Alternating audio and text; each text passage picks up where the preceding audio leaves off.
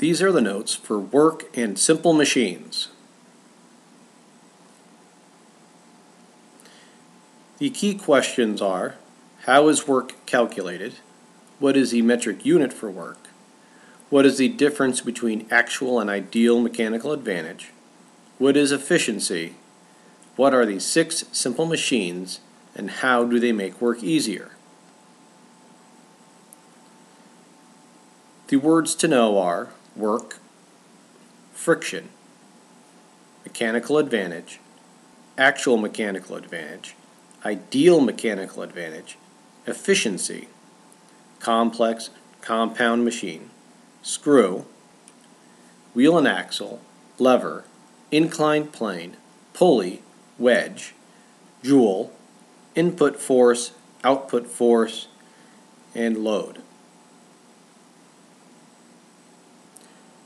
When we talk about work in science, it's not the same as work as you might think of it, like you have to go to work to earn money, or work is something you have to do. In science, work is specifically force times distance. If a force is exerted on an object and it moves some distance, work is being done.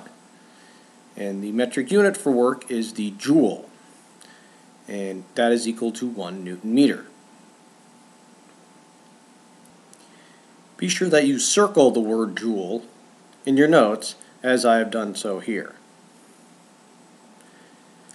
Let's do some practice problems. Make sure these are completed in your notes. A box is moved 5 meters with 5 newtons of force. What is the work done?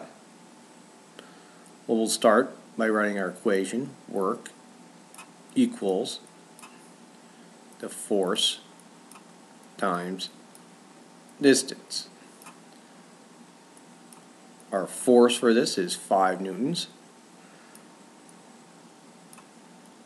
and our distance is 5 meters. And our work, therefore, is equal to 25 joules.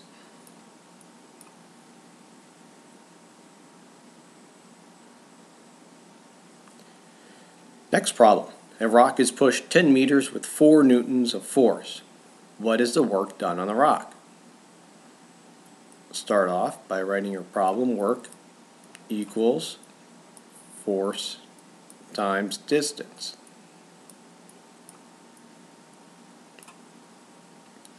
Go ahead and try to solve this problem now.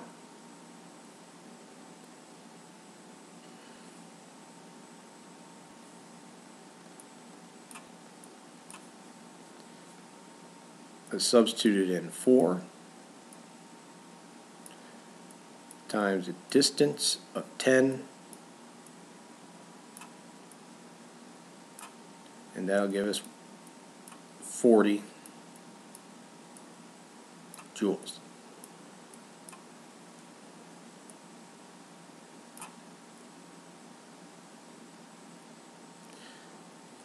What is the difference between actual and ideal mechanical advantage? Well, first we need to know what mechanical advantage is. If you have a simple machine, which are any of the 6 simple machines, screw, lever, wheel and axle, any of those simple machines, it can make work easier by multiplying your input force. And the input force is what you're actually pushing or pulling on the machine with. So the more times that machine can multiply that force that you're pushing with or pulling with, the better mechanical advantage it has. The machine makes work easier by changing the amount of force exerted, the distance the force is exerted over, or the direction of the force. But it's important to remember that overall the work stays the same. So that mechanical advantage can be calculated by the output force divided by that input force, or the number of times that input force is multiplied to get a greater output force. The mechanical advantage tells you the number of times that input force is multiplied. So we want a machine, if we want it to make work easier for us, meaning we don't have to push or pull as much, to have a greater mechanical advantage. And remember, the one thing that can slow everything down is friction. An ideal mechanical advantage is when there's no friction. This is what we want.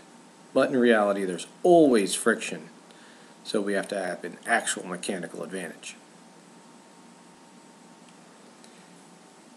Efficiency is the percent of that input work that is converted to output work. An ideal machine with no friction would be 100% efficient. So if we were riding our bike, a complex machine, as much work as we put into those pedals would be translated to motion forward. Now, we know nothing can be 100% efficient because there's always friction. But efficiency can be increased by keeping the machine clean and lubricated. So we reduce that amount of friction, we get increased efficiency. 6 simple machines and how they can make work easier. You should know all 6 simple machines already. There's the lever. Right? Usually it's a long rod and there's a fulcrum. We have what's called a load on one end and our effort on the other end. Wheel and axle. An example would be like a doorknob or a wheel, and an axle on a car even can be considered a wheel and axle. Pulleys. Right? Notice that we can calculate mechanical advantage by counting the number of supporting strands. Inclined plane, this is also called a ramp. Wedge, this is also sometimes defined as a moving inclined plane. A screw, and that's it. Right? Those are all 6 simple machines. You should become familiar with them and their parts.